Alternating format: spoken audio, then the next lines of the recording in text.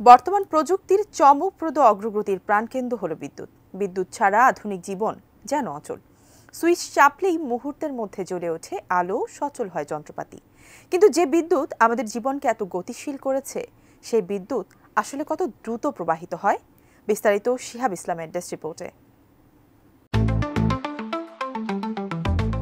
বিদ্যুৎ মানব জীবনকে করেছে ভীষণ গতিশীল।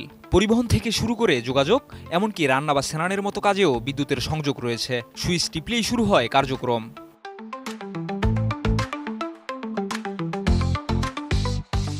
আগেকার দিনে বৈদ্যুতিক বাতিকে বলা হতো বিজলি বাতি।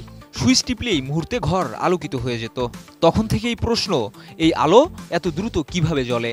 সুইচ টেপার সঙ্গে সঙ্গে বিদ্যুৎ এক বিশেষ পথ তৈরি করে, যাকে বর্তনী বলা হয়। বর্তনী বলতে বিদ্যুৎ চলাচলের পথ। বিদ্যুৎ শক্তি আসে তারের মাধ্যমে অনেক দূর দূরান্ত থেকে। সুইচ দেওয়ার সঙ্গে সঙ্গে ভালভের সাথে বর্তনী সম্পন্ন হয়।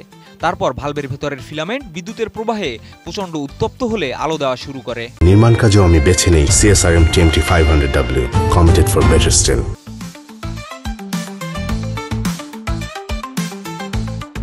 কিন্তু প্রশ্ন থেকেই যায়, বিদ্যুতের আসল গতিগত। অনেকে মনে করেন বিদ্যুৎ প্রবাহ আর বিদ্যুৎ চুম্বকীয় তরঙ্গ একই জিনিস, তাই বিদ্যুতের গতিও আলোর গতির সমান, অর্থাৎ সেকেন্ডে 3 লাখ কিলোমিটার। কিন্তু বাস্তবে তা নয়।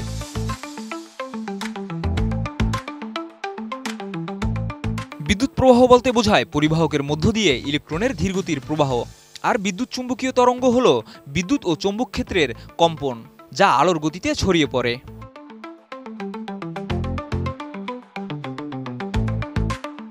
আসলে বিদ্যুৎ প্রবাহিত হয় দুইভাবে।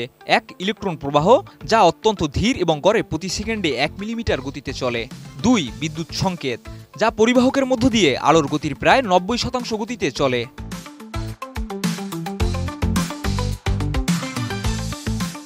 বিদ্যুতের গতি নির্ভর করে তার পরিবাহকের উপাদান, রোধ ও ইলেকট্রনের ঘনত্বের উপর। পরিবাহকের রোধ বেশি হলে বিদ্যুৎ চলাচলে বাধা সৃষ্টি হয় এবং গতি কমে যায়।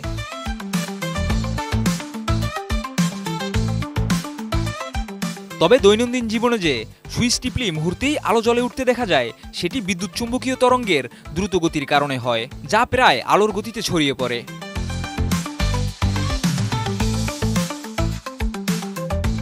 তাই বিদ্যুৎ চুম্বকীয় তরঙ্গের কারণে মুহূর্তের মধ্যেই আলো জ্বলতে দেখা যায়, যদিও ইলেকট্রনের গতিবেগ অনেক ধীর।